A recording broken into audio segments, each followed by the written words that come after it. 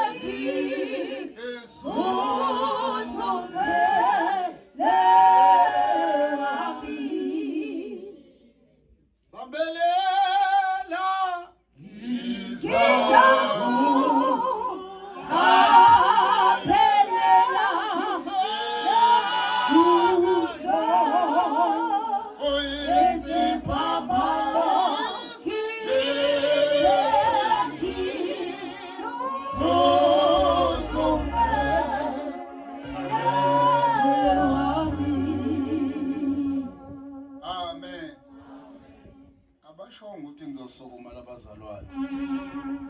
Pho kanti kunani? Abasho ukuthi ngizokwenza njani? Bengizoyihlalela nje. Angasho lutho, pho kunani kanti? Siyambonga uNkulunkulu bazalwane. Khona umhlabeleli othi wena uzothi nje nansi ngola ivele zulwini izothaba tabuka abakhulu okwakho nje ilokho kuphela. Okwakho nje kuphi khona kuphela nje. Nansi ngola ivele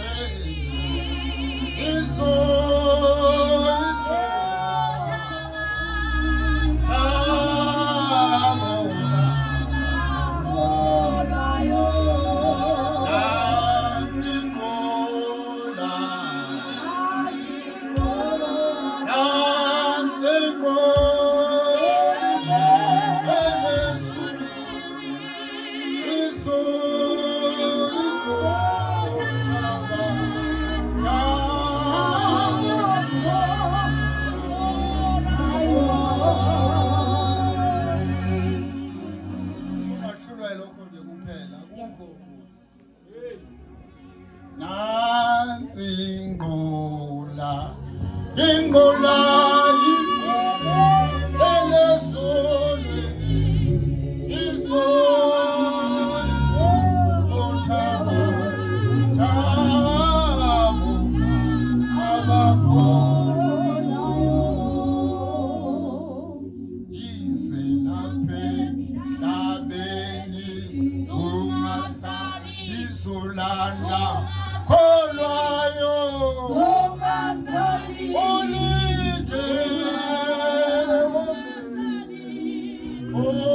olide ungasali ize lapha emhlabeni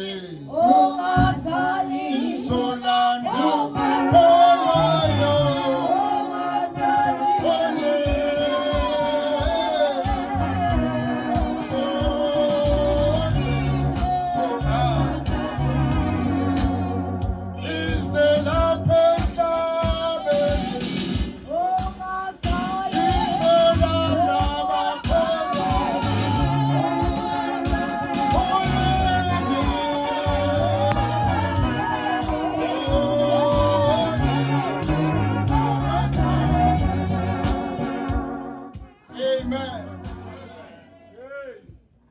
izolanda abakholwayo.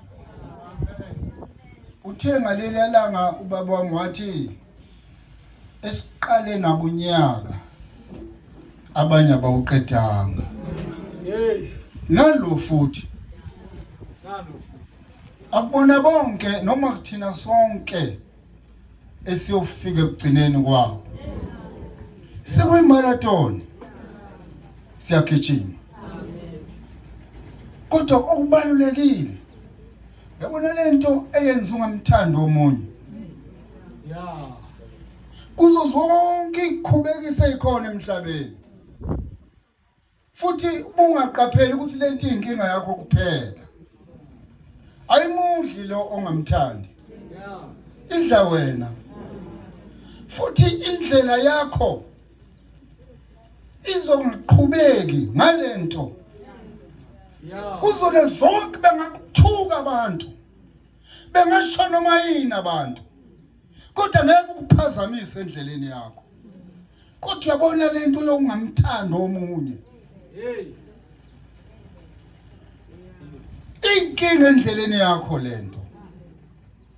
Yona yodwa into ezokuphazamisa kule njabulo nayo. Awususebenze kangaka. Awulolu hambo lungako soluhambile. Awukanti uhambelize. Yuzo abantu emvelweni bethu khona ithukuthuku zenja. Ithukuthuku zenja ivela phela igama.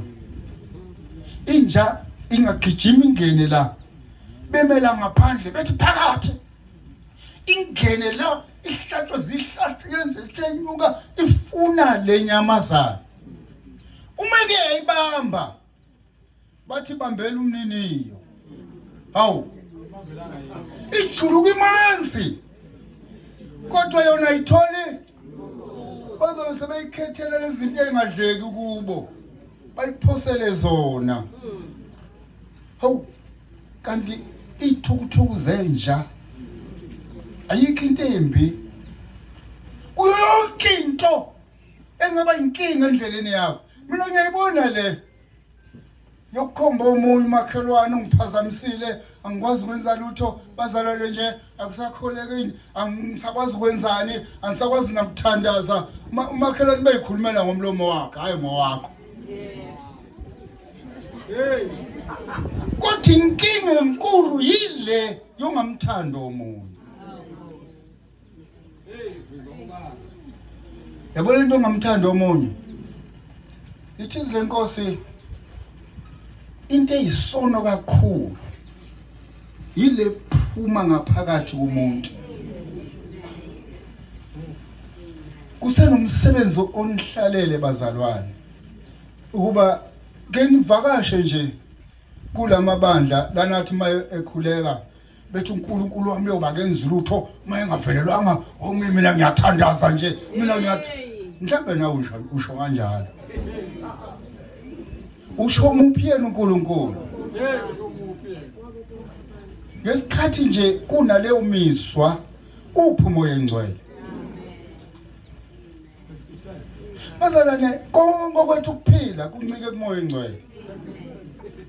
Uthi uJesu kubafundi ba hlaleni ethempelini eliphezulu. Uma senihlele ethempelini ningenzi lutho. Khona izinto ekukholweni ongadingi uzenze kusena lo muntu ongamfuni. Hlala ethempelini linda umoya engcwele azafike. Uma yesefikile uyokutshela konke beke sishiye lutho. Uyothi ukukhulume nomunye umzalwane noma ukhuluma eTexini kube khona lento ethi awukhulumanga kahle bethi bajabula abantu ungajabuli kwehle inyembezi ngiyombona nini uyombona usiyafika siyota umntaka baba ngizoxolisa angikhulumanga kahle hawu ungani mesixoxela nje ene kukhona umuntu akavumi uthi umzalwana akakhulumi kanje angikhulumanga kahle lo muntu oya kuyena akanankinga kodwa noma kuwe unenkinga ngalento ngoba lokuwe uthoseceleni oyizwile lento kungenzeka lo athi akulutho usho ngesingayi kodwa lo zwile ke eceleni umzwile lo mzalwane athi umzalwane kanti kuthi athi ha athi umthetho wamakholwa nje kodwa uphi umoya engcwele uthi Jesu ngaphandle kwakhe ngeke senze lutho noma zingakhona izinkolo zonke kodwa ngaphandle kwakhe ngeke senze lutho. Hey ngisakholwa bazalwane ngisamthanda uNkulunkulu ikhona lento yokuthi umunye umzalwane noma umunye umuntu nje enza into ngengayithandi ayimhlanganisi yena nento ayenzile noma ishilo yilento engingayithandi hayi yena ngahlanganisa into eshiwo umuntu naye ngoba lento ayishilo ivela komubi ayisehluleki kuye uhlulwa omubi umenzisa izinto ezingafanele ukwenziwa umuntu nangemvelo khona izinto ezingeke zenziwe bewazini ukuthi ngemvelo kukhona umsamo ukwazi ukuya kuwo kukhona into ongazange uzenze ezinhlambuluko yalomndeni udinge kuhlambuluke ukuze kukwazi ukuya emsamo kangakanani kumoya engcwele umoya engcwele umuntu umoya engcwele uyezwa umoya engcwele uyabona umoya engcwele uyathukuthela dino into uma yenza umzalwane embi umoya engcwele uyajabula uma umzalwane enze kahle umoya engcwele kukhona izinto ezimqhelisayo ahamba umzalwane engasekho umoya engcwele esehamba yedwa useyikholwa lesonto lakhe kholwa nje lasesontweni kodwa akasekho umoya engcwele ngithi einganeni zethu zabafundisi kungakwenzi lokho ucabanga ukuthi uyikholwa noma umzalwane ngoba usalo umfundisi kungakwenzi lokho ucabanga ukuthi khona ubungcono onabo kunezinye izingane ngelinye ilanga ngisakhula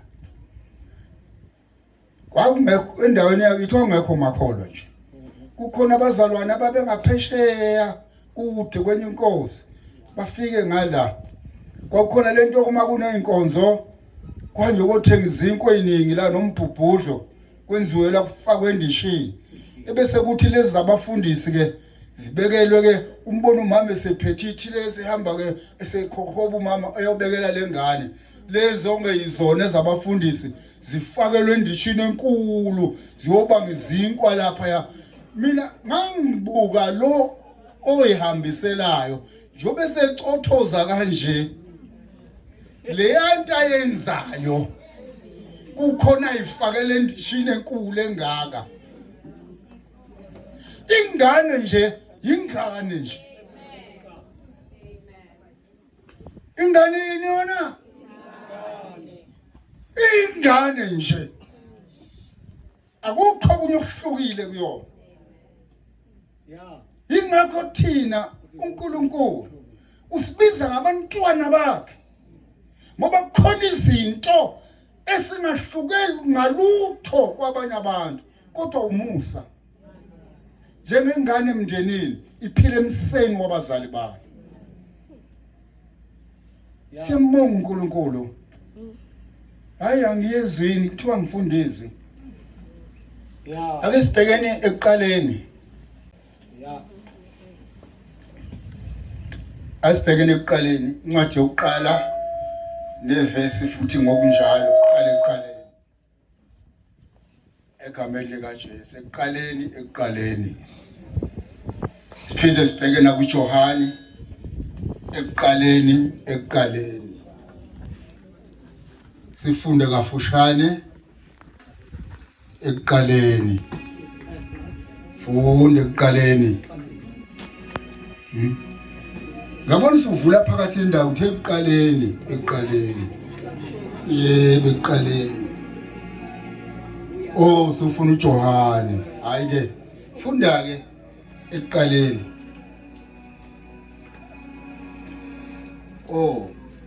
funda wena lapha namphethuze kwakho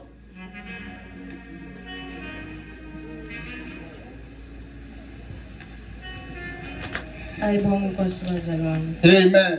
Genesis chapter 1. Yeah. Isihloko sithi ukudalwa. Verse number 1.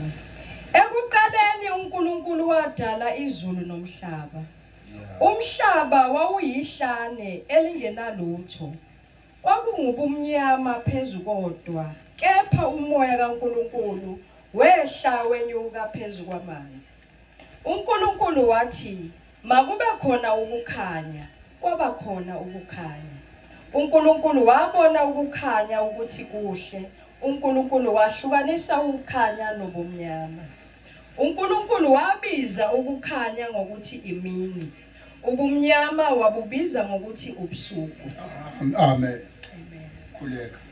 Baba, egameni likaJesu Kristu waseNazaretha, izwi lakho lavela ngawe linguqobo uNkulunkulu wethu. Khuluma silalele ngomntwana wakho egameni nasegazini likaJesu Kristu. Amen. Amen. Funda wena nakho ngibona lokulibhekile funda. Yakucabanga ngosami kwakungaka lapha kubheke kusonto sikole namhlanje sekungaka. Waze wamuhle Jesu ukuthi kanti uyabagcina kusonto sikole baze babe funda John chapter 1. ubuNkulunkulu nobuntu nomsebenzi kaJesu Kristu. Verse 1. Ekuqaleni wayekhona ulizwi. Ulizwi wayekuNkulunkulu. Ulizwi wayenguNkulunkulu. Yena lowo wayekhona eqaleni kuNkulunkulu. Konke kwavela ngaye. Ngaphandle kwakhe akuvelanga lutho kukho konke okuvelileyo. Khuleka. Baba wethu ongcwele, isonto sethu Jesu. Dwale imiyo somhlekazi wezulu. Wena ohlezi esihlalweni sakho sobukhosi. Siyabonga uNkulunkulu ophilayo. Siyabonga dwale imiyo. Siyabonga Baba.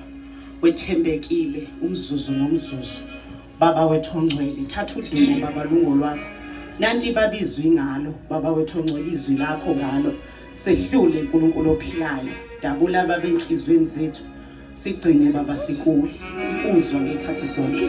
Bese Baba siyenza intando yakho. Ngoba kuyusiza ugcina ngokuzwa, kodwa Baba sikwenza. Siyabonga Baba, thatha udumo fihla umntwana wakho. Khuluma ngaye Nkosi, thulisa Baba inyama yethu sizwe wena ngoJesu Kristu Inkosi yethu. Amen. Amen. Siyabonga abazalwane egameni likaJesu. Ngisakhuluma lokuthi uthe ubaba abanye siqale nabo unyaka ngeke siwuphethe kade ngimtshela la ngithi umama ungithi uhambile sikhlalela intombazana ngasuka esontweni ngawudlula kwakhe wajabula ngalendlela wathi lo nyaka elele phansi oka10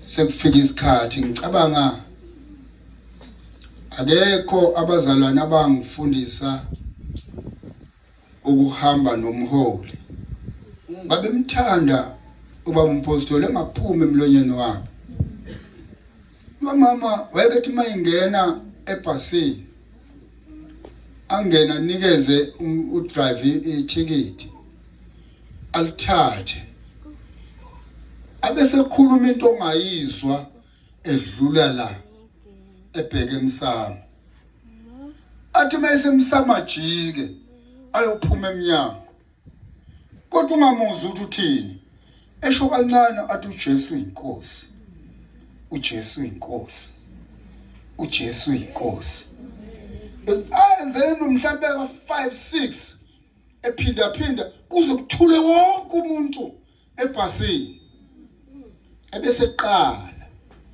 efakaza ngamandla kaNkulunkulu afakaze asekho phinda khulume bathuliswe le yanto ethi uJesu ekhulumela phansi awazi ukuthi insuku zakho zikuphatheleni wathi mayethu unyaka ka10 ngacabanga ngathi kunzima ukuthi usungumzali ugcine sewuneswa abazulu bakho kukhona izinto engadingi nje ukwenziwa omunye umuntu kumuntu edinga umnikazi wazo kuphela noma ngabe ingane yakho ongadingeka izenze kodwa mawuficwa lesa sikhathi wangikhumbuza baba umlangeni wayethi ngabo 4 ngabo 3 angangqongqozi emzini umzalwane athi nasemanzini abilayo athi yohlala khona ngilinda uJesu wayisho uyovuke akangqongqozi umela eminyango athi nasemanzini abilayo yohlala khona ngilinda uJesu kanti usho nje uzolala iminyaka eminingi ngelilanga ngifika lapha yakwakhe mina angiboni ukuthi uyena ngesikhathi sebeza naye kithi isalukazi yikhehla ngoba awazi ukuthi insuku zakho zikuphatheleni ungadlali ngento oyithole manje okungeyokuphilisa wena udlale ngayo ungayingcolisi into yabanye abantu ngoba kukhona abayijulukele basebenza kanzima kwaze kwatholakala lento wena ubusuganga ngayo uyibona ingane mangabe ekhaya zishiyela umzalifa umuzi ubona ngeyindongo ukuthi ayikwakhiwe la kodwa manje sekumbobombobo nje ngoba kufika abadli befa akasekho sisebenzele lento ungadlali ngevangeli khona balisebenzele bafa khona balisebenzele kanzima ungadlali ngalo noma ungafica abadlalayo umbona ukuthi uyadlala lo yithi ngokulandelayo ngifuna ungahlali eduze kwakhe ngoba lo uyadlala uNkulunkulu wadala uNkulunkulu wenze njani ngifuna sambe nawe khona indabane ngifuna bayizwe labazalwane ngifuna ufunde uNkulunkulu wadala edala izulu wadala umhlaba lithi kwakumnyama kungekho lutho kodwa phezulu kodwa umoya kaNkulunkulu wehla wenyuka phezulu kwani yona hayi awufune ngifuna bezwe labazalwane ukuthi phezulu uyabona uma kuthiwa phezulu umoya kaNkuluNkulu hlala phansi angithi usukumile wafunda hlala phansi ke manje ngoba sesiyaqhubeka siyahamba manje funda la ufunde khona nje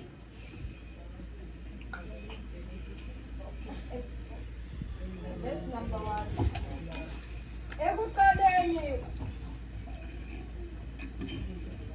Ekuqaleni uNkulunkulu wadala izulu nomhlaba. ekuqaleni uNkulunkulu wadala izulu waphinda wadala nani futhi Umhlaba wawuyihlane elingenalutho. umhlaba wawuyihlane elingenalutho ayikho into ewayingayikhomba eyayikhona kwakuyihlane nje ihlane into engekho ngekhomuzi akukho sakhiwo akukho lutho kuyindawo nje ihlane elingena lutho Kwakungubumnyama phezu kodwa. ukuboneni ukuthi ma ukhulisa umntwana ufika kuwe eyihlane elingena lutho yonke into ayitholayo umntwana uyithola kumzali wakhe aqale abeka izinto kade kungekho lutho kuyihlane nje akakwazi ngisho ukukhuluma uma ezoqala akukho nelanguage azoyikhuluma akukho lutho nje kuyena ihlane nje umhlaba wawuyihlane elingenalutho uma kuyihlane kuba khona isikhathi la kudingeka kube khona izakhiwo ezakhiwayo ukuze kungabi yihlane uma kubekwa izakhiwo kukhona izakhiwo ezithi mazibekwa kube izakhiwo eziqinile ezimelana nayo yonke into ezovela kulelo hlane kube khona izakhiwo ezithi mazibekwa kufika umoya nje omncane ziwa phansi kusuka ukukhasha othayela kwenzeka yonke into izakhiwo nazo kodwa indlela ezakhiwe ngayo kodwa ke wena wakhiwe kanjani sekufikile wakhiwe kanjani lento ikuwe awucabange wena cabanga umakhelwana wakho ubekelwe neduze kwakhe yini nje yenza wena wedwa ukhetheke ubeke eduze kwamakhelwana nje kwenziwe lani lokho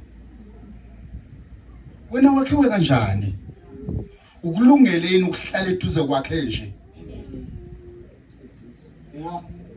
mina ngisho umakhelwana wakho ngoba uzoqala kuye lento uqala emndenini khona umndeni lapha ngasekhaya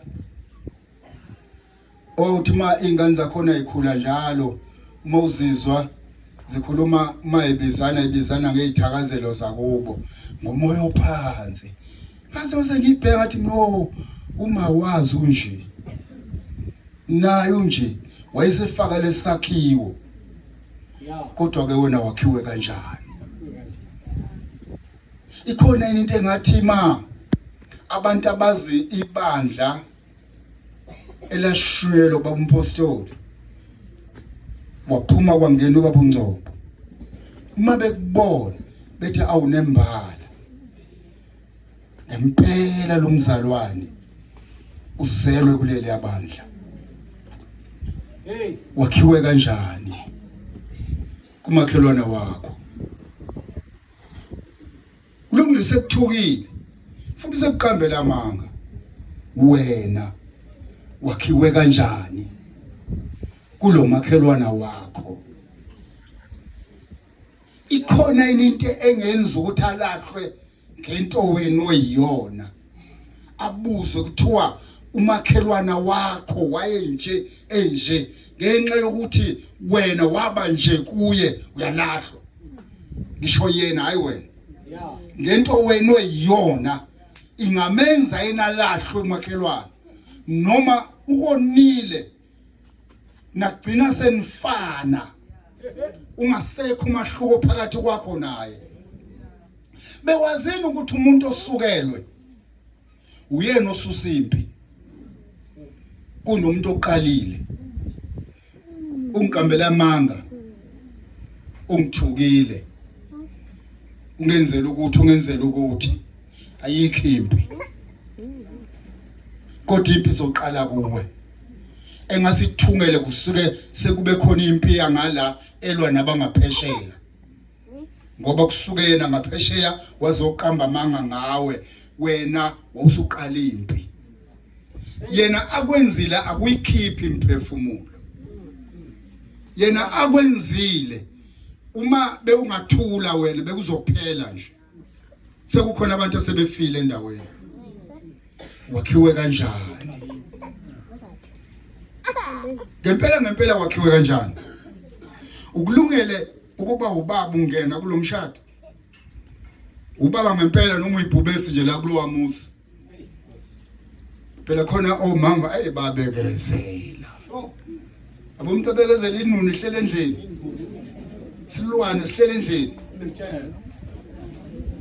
Asibekezelele isilwane sithi siyakholwa uma efika enkonzweni zithi ingane Nkosi yami ukuba ubaba unjena ngisho ekhaya.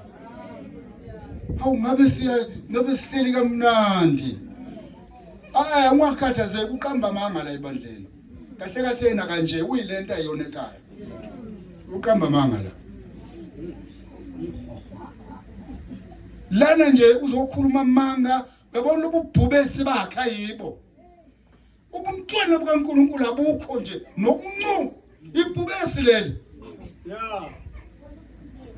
Lana nje uzozenza ngcwele nje. Kodwa ke khona ngempela ke wakhiwe kanjani? Luhlobo lesakhiwo leso isono. Qhubeka. Yepha umoya kaNkulunkulu wehla wenyuka phezulu kwamanzi. uNkulunkulu wathi makube khona ukukhanya. Uma uNkulunkulu esekwenzile konke kwase kuvuka isisebenzi sinamandla. Umoya wehla wenyuka phezulu kwamanzi. Ngesikhathi umoya wehla wenyuka uNkulunkulu wayisemameza ngezwi kwavuka izakhiwo. Kodwa umoya wona wehla wenyuka empilweni yomzalwane. Umeke kwangena umoya oyingcwele wayiphatha impilo yomzalwane, wakhipha inkani yemvelo. Khona makholwa uyakholwa kodwa hayi ukuthi udelele lokwala. Uyakholwa yena kodwa sedelele lesi. Akekho umoya oyingcwele. Uma ingcwele akaze besedelele. Lento yenzayo uyenza wedwa nje, akekho umoya oyingcwele. Uma ingekho umoya oyingcwele awuyena umntwana kaNkulunkulu. Akekho umuntu ongazalwa umuntu ngenyama abe umntwana kaNkulunkulu. uNkulunkulu akazali, uyadala. Izwi likaNkulunkulu elakha inzalo elungele izulu. Yabona uma uyingcaki ngisho kuma wakho, hey we masibanibani intombi yakwakho ethi we awukuleke ngaleyo nto. Ngiyabona iqhoshaza nje sibheke enkonzweni. Yini yona leyo eshayibambela isinemfu sakhe ebhekele. Yini yona leyo? Ngoba inkinga lento ekhaya wakhiwe kanjani? Lendlela wakhiwe ngayo ikulungele izulu. Ikulungele nanku unyaka uqalwa. Siphuma sigcwele zonke indawo. ubaba uMdalithi uzobe ngekho kuzobe kuwena oyisakhiwo esithi ngiyafisa ukubona umfundisi wakhe. Wena uzoba isakhiwo esizothini sona ngiyafisa ukubona ibandla lakhe. Indlela eyona ngicela ngobona makholo kodwa likhe nje. Kusho abantu abangakholwa kodwa khona ngempela ke wakhiwe kanjani? Ukulungeleni kube ube uthungu olungakhalendlu. Mina ngisho isakhiwo sendlu yezelizayo ngoba kukhona la siyakhona ukuzobe ngaseyona ACC. Sekuvela isakhiwo sivela phezulu esakha umuntu emhlabeni wakulungela ukuyongena emzini ngamasango. Wakhiwe kanjani? Kemthanda lo mzalwane uJohane. uJohane nalabo abanye abazalwane Matthew noLuka. Kodwa khona izinto ezahlukile ngoJohane. Ukumazi uJesu. uJohane kunendlela uJesu ambone yona. uJohane ubona uJesu embuka esakhiweni engakabikho lutho emhlabeni. Laba abanye bambona uJesu ezalwa uMaria. Kodwa yena ubona uJesu wayekhona engakabikho uMaria. uMaria uyafakaza uma kuthiwa uzokhulela ukuthola umntwana. Uthi cha ngeke kwenzeke lokho. Mina ngiyintombi. Intombi ayikaze yakhulelwa. Kungenzeka kanjani lokhu na? Kusukuthi ngenye indlela utshelwa ngento angayazi. Akuyona ingane yakhe le. Utshelwa ngento enganjani yona angayazi. Uyayiphika. Uthi ngeke yenzeke. Khona izinto ezenzeke evangelini abantu bayiphika bethi ngeke zenzeke. Ufakazi wathola umoya engcwele ukuthi yenzeka lento. Athi ngifakaza ngami uqobo. Kahamba nami ngiphika kodwa ngathola amandla. Wangisiza umoya engcwele. Waletha isambulo. Ngabona ngale. Yenzeka lento. Ngoba yenzeka lento uma umuntu esemtholile umoya engcwele. Umoya engcwele angeke athi umuntu onomoya engcwele umuze egxeka noma ethuka noma elinye ibandla wabona emaningi emhlabeni unomoya engcwele akayihluphi ngalento. Ngoba inkolo yakhe lo waya. Umuntu onomoya engcwele inkolo yakhe iyamenelisa. Ngabona umuntu ethuka uJesu phenduke ngimbheke ngithi uthuka uJesu ibhekele la ngeke ngilwele uJesu. Cabanga ukuthi mina ngiyini mina uthi ngalwele uJesu. uJesu uyakwazi ukuyilwela. Uma umzalwane ezingela amakholwa ephethe inkemba uJesu owazilwela akalwelanga ngamakholwa. Wamenze waguqa ngamathole. Wakhuleka kuye. Engasambona nje emehlweni. Wathi ungubani wona Nkosi? Ngoba uyakwazi ukuyilwela. uJesu akafani nezithombe zaseGibhithe. Ezazi nabanikazi bazo abayilwelayo. Ngoba babezuza ngazo imali. Kodwa uJesu uyakwazi ukuyilwela. Yabona uthuka uJesu namhlanje. Okwazi ukuthi ngelinye ilanga kuzoba umprofeti lo. Kuzoba umshumayeli wendaba elungileyo. Ufanele ukumthuka uJesu. Ngoba ngekho ongafakaza ngoJesu engamazi. Ngoba ngeke umfakaze ngoJesu ngenyama. Kodwa ufakaza ngamandla kaJesu kumoya. Hayi enyameni. Inyama ayikwazi ukufakaza ngamandla kaJesu. ngoba yazani ngaluthola leyo nto kodwa umandla atholakala kumoya engcwele ingakhetha uJesu ningenzi lutho bazalwane ningenzi lutho lindani umoya engcwele azafika ikholwa elilinda umoya engcwele azafike liphila kahle alinasitha namuntu ngoba lilinda umoya engcwele azafika makoti ungena kulesigaba somakoti insizwa ungena kulesigaba sokuba ubaba ungena kanjani la ukulungela ungena la ayikho into elikhuni njengembango yemshado engagcini ndawo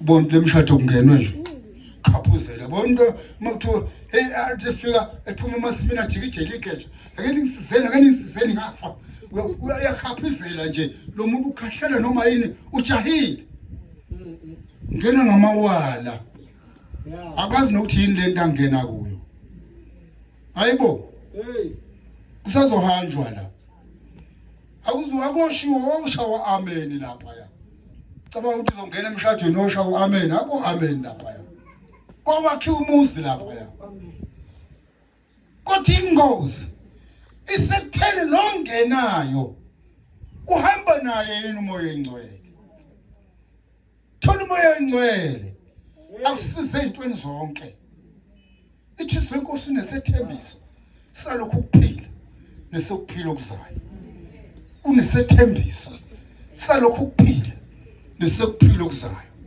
umehluko wenkolo yobuKristu enkolweni zonke ikhona umehluko wenkolo ingakho thina bathi abantwana bami baba sekuphela unyaka siyanini kanti emathuneni siyaphi khona emathuneni oh selake naye kwelika gogo wena cha selake naye kwelika mkhulu cha babe ngakholwa nje yindaba hayi akaze sizwe nje futhi akaze sicabanga ngoba uma wena seniyacabanga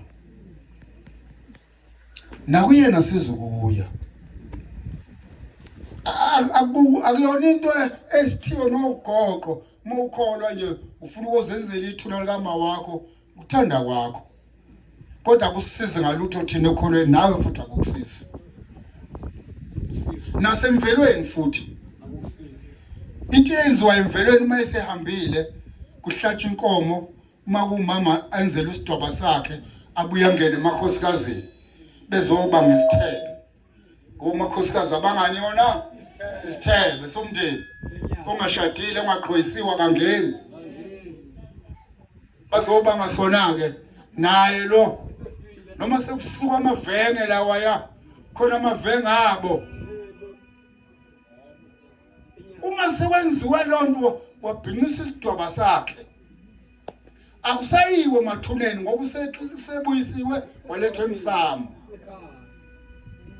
uma kuyindoda yenzela isihlangu sayo ebese kuthi indodana yayo iphatha isihlangu ngalelo suku kuze zonke insizwe zendawo nezayihamba noyise zisho izibongo zikayise igiye ngezibongo zikayise uyabuya namhlanje ulethwe emndenini akusayiwe mathuneni ngoba usesemndenini yabo ngiyabuza ngithi niyokwenzani emathuneni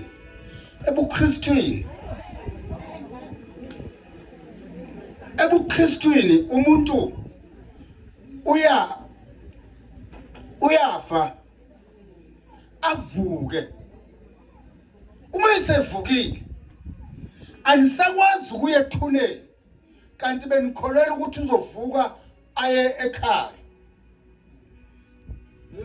uma beka kuJesu bafice babona ingubo ethi ingilosi akekho la angazi noma kwakusuku lokugcina lwengilosi ukuthi ibonakale ihamba emhlabeni lengilosi eyathi akekho la ngoba ngemva kwaJesu indaba yengilosi angiyibona angiyazi ayisebenzi ndawo ngoba sekuthatha umoya engcwele ingakho engasekho umzalwane othi ingilosi yami ngoba ingilosini kwakukhona ingilosi kaSibanibani, ingilosi yami. Kodwa kumoya ingcwele akukho umoya ingcwele wami. Awazi umzumzala lethi umoya ingcwele wami. Ingilosi iba nomnikazi wayo, ingilosi kaSibanibani. Yabona? Ngoba indaba kwakusho njalo kwakuba nengilosi eyisithunywa evamise njalo ukufika ithunywe izosho izinto ngalowo muntu. Kodwa thina semukelisa umoya ingcwele kwathiwa mlinde nafike. Uma esefikile lithi wabonakala phezulu kwamakhanda abo njengezihlonti zomlilo. Bakhuluma ngezilimi sezizwe zonke, owayekhona noma ungasiphi isizwe wabeza ukuthi bathini. Kwase kukhishwa abantu ebuzweni babo sebefaka ebuzweni baphezulu. Ngoba thina sibona abalelizwe singabelizwe elizayo. Bakhishwa ngomoya engcwele. Kwalethu uhlanganisa wezizwe zonke. Awusahlangana kuyena. Ngiye ngithi ke kubazalwane, mawuqhamuka ngalanga kwaZulu, ungakhuluma amazwi ahlabayo ngabaqhamukela uSuthu, ngabaqhamuka emampondweni, emaXhoseni, kuphi emaswati. Ungakhulumi kabi amazwi ahlabayo. Kulungile makuzokhuluma. Ngizothi ubani konje? Makhuluma uGcutha ekhuluma ngabangala emaXhoseni. Uma sihlangene kanje khuluma ubani uGcutha. Akufani noma kuzokhuluma mina. Ngoba thina siuhlanganisa wezizwe zonke. uGcutha usuke ekhuluma ngento ayaziyo ngabantu bakubo. Kanti wakwaZulu ukhuluma ngento ayaziyo ngabantu bakubo. Awukhulumi ngoba ubadelela njengesizwana nje. Uma sesihlangene kanje asikhulumi kabi ngezizwe ezinye. Ngoba thina siuhlanganisa wezizwe zonke. Asike singelutho. Ngoba zonke zenziwa uyena. Wena ke wakhiwe kanjani? Yini ngibuze kanje ukuthi usazophuma phakathi kwethu. Kukhona la uzohamba uyosebenzela khona, kukhona la uzobukhona singekho thina. Uzokwazi ukuhamba nelesakhiwo. Ngoba uzofica abantu abangezuhambisana nawe. Wena wakhiwe kanjani? Uyazi ukuthi indlu uma yakhiwe yaba nezakhiwo eziqinileyo noma zingawa ezomakhelwana ayiwe yona. Ngoba inesayi isakhiwo. Wakhiwe kanjani wena? Ukulungele yini kuba umntwana kaNkulunkulu? Siyabonga abazalwane. Angiyeke lezi indaba ngihlalele phansi. Hambe siye ekhaya uphuza itiye. Ngithe ngingena lapha ngiqhamuka phezulu ngathi ngafa ngezwa kunuka itiye nje. Ngehla kulezi itebhisi. Ngezwa kunuka itiye ngihleki baba uNcoko. Ngezwa kunuka itiye. Ukhumu sengingena ekhaya. Sekunokani yona? Uthathi itiye zilifuna nomela ngalibalele nami. Ngithi ngifika nje ekhaya. Ziyazi ingane zothi ngizoyiketelo ngaledwa. Ngophuza itiye. Hayi lokho kubanda ukuhlathisa konke lokho. Vula itiye beke la. Siyabonga abazalwane. Singabantwana bakaNkulunkulu kodwa ke nanku unyaka uqalwa. Sizosuka la sihambe. Sihambe endaweni zonke.